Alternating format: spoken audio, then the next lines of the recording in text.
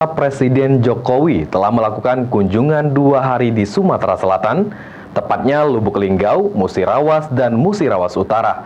Selanjutnya dari hasil kunjungan orang nomor 1 di tanah air ini, PJ Gubernur Sumsel akan segera menindaklanjuti seluruh hasil kunjungan.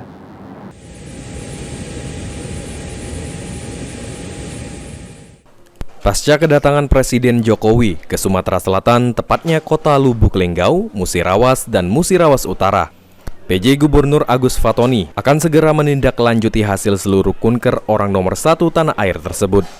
Di antaranya sarana prasarana di rumah sakit, pasar, serta kerusakan akibat bencana alam untuk diusulkan dan ditindaklanjuti. Ditambahkan oleh PJ Gubernur Agus Fatoni, selama kunjungan Presiden, warga menyambut dengan antusias. Prioritas kita yang pertama tentu sarana prasarana di rumah sakit, kemudian di pasar, dan juga akibat bencana. Ini juga menjadi prioritas kita untuk diusulkan dan juga kita lakukan tindak lanjut, kita melakukan perbaikan.